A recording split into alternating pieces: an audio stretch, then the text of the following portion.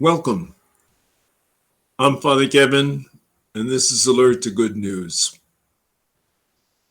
Here's a video reflection on the Gospel for January 9, the baptism of the Lord.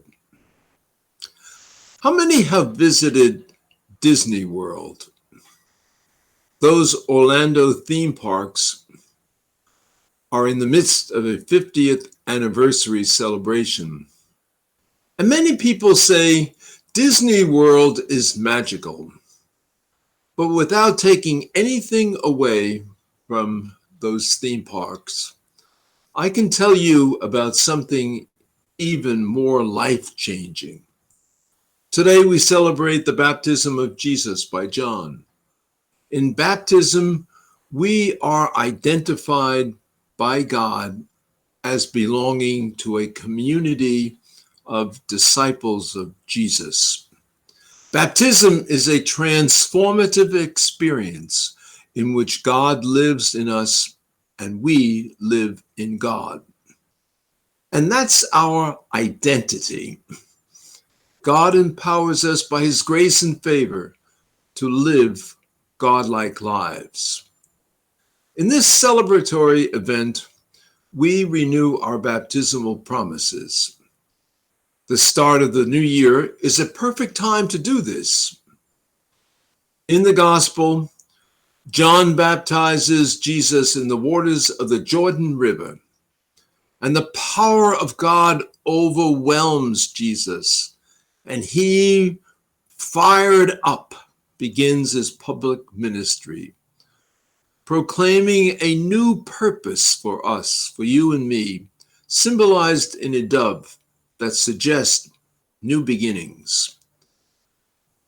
John the Baptizer is a very interesting personality. He lived very simply and ate very simply.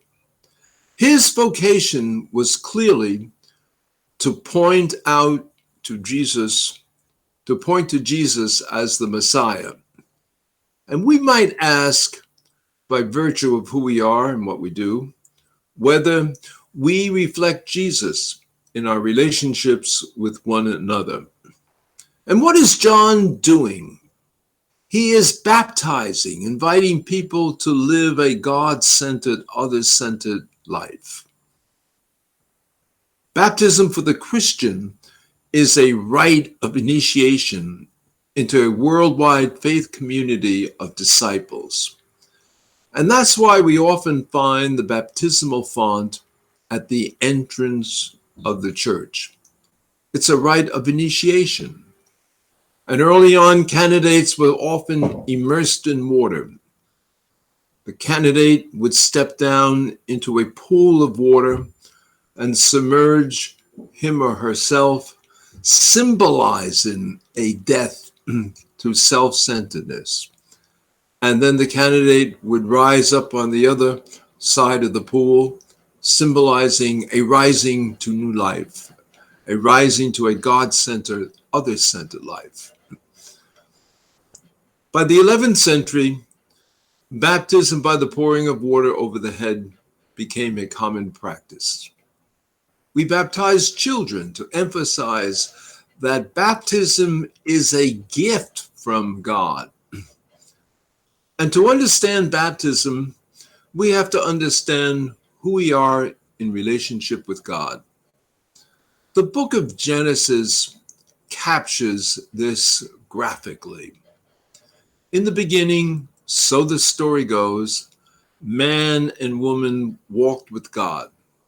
They had friendship with God, friendship with one another, and everything seemed to be in harmony.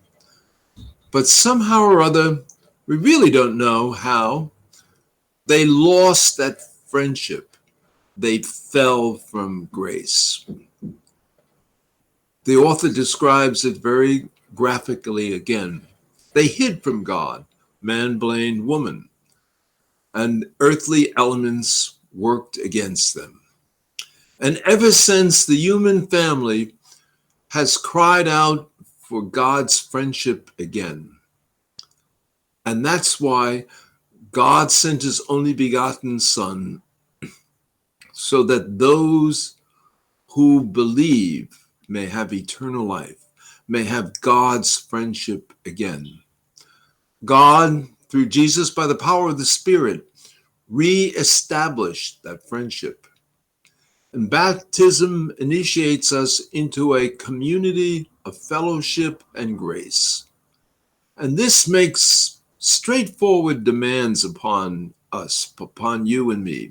The so-called 10 Commandments are really about freeing ourselves from attitudes or behaviors that can undermine our relationship with God and one another.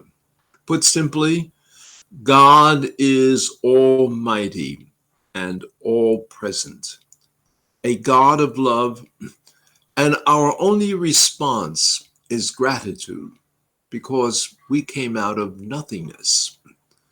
This planet reflects the image of God, and everything, people especially, are everything is worthy of reverence. God challenges us to live virtuous lives. The commandments underscore virtues we should practice daily.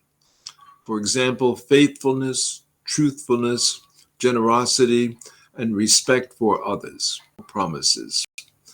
To live as sons and daughters of God our Father, and to be a living gospel to others in this year of faith. May the Lord bless you and keep you, and may you have a blessed day and always be alert to good news.